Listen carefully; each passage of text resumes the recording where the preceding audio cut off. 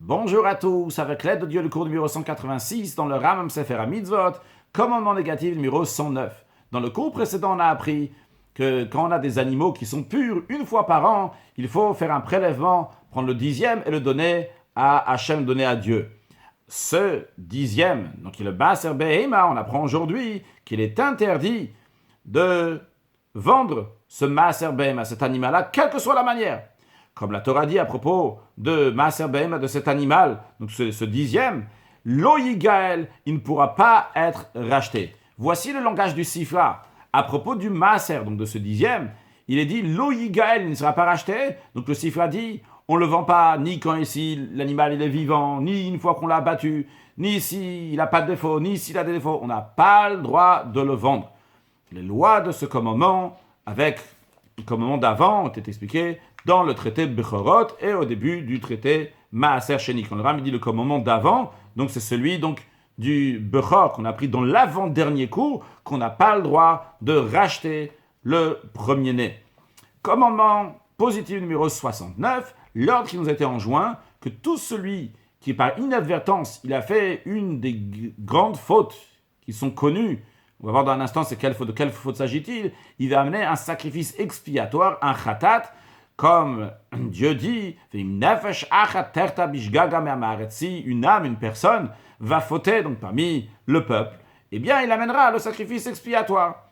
Ça, ce sort de sacrifice s'appelle un khatat kvu, un sacrifice expiatoire qui est fixe, c'est-à-dire que ça sera toujours un khatat behema, un animal qui sera amené pour expiation.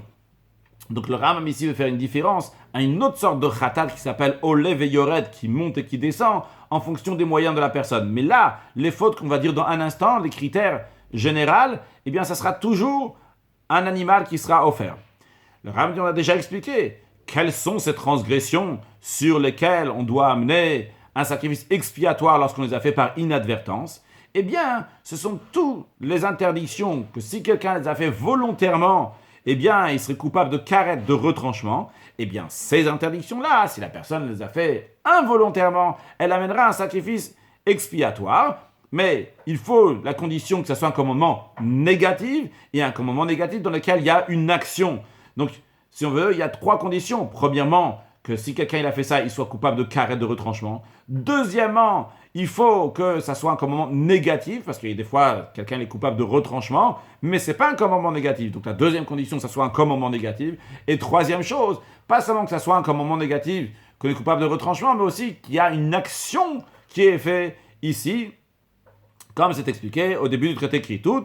Les lois de ce commandement-là, entièrement, ont été expliquées dans le traité Horayot, Kritout, et dans plusieurs endroits du traité Shabbat, dans le traité Shuot et dans le traité Zvachim. Dans la Chassidoute, c'est expliqué que la raison pourquoi quelqu'un il a fait même quelque chose de shogeg par inadvertance, pourtant, il doit amener un sacrifice expiatoire, parce que le fait qu'il peut faire quelque chose même par inadvertance, c'est parce qu'à l'intérieur de lui, entre guillemets, on va appeler ça dans son inconscience, il y a du mal ici qui est rentré, et c'est lui qui a invité ce mal. Parce que si lui avait dompté bien son Yetzerara, son mauvais penchant, pour pas qu'il va l'habituer à faire même des choses qui sont permises et qu'il a le droit de faire, mais il aurait mis une barrière devant son mauvais penchant, eh bien il ne serait pas arrivé à faire quelque chose par inadvertance. Et le fait qu'il a fait quelque chose par inadvertance, c'est aussi lié d'une manière à sa faute à lui-même. Et pour ça aussi, il y a besoin d'amener un sacrifice, qu'Hachem fasse que très prochainement, on va avoir le troisième temple reconstruit, on va amener un sacrifice donc expiatoire pour toutes les fautes qu'on a fait pendant l'exil, pour ceux qui ont fait des fautes, et qu'après, il n'y aura plus de sorte de sacrifice comme ça, parce qu'il n'y aura plus de fautes, on va uniquement toujours s'attacher à Hachem, de monter, mais de force en force, jusqu'à que Yirael Elohim Betzion, qu'on va voir concrètement à Kadosh Baruch Hu avec la venue de Mashiach. Now, excellente journée!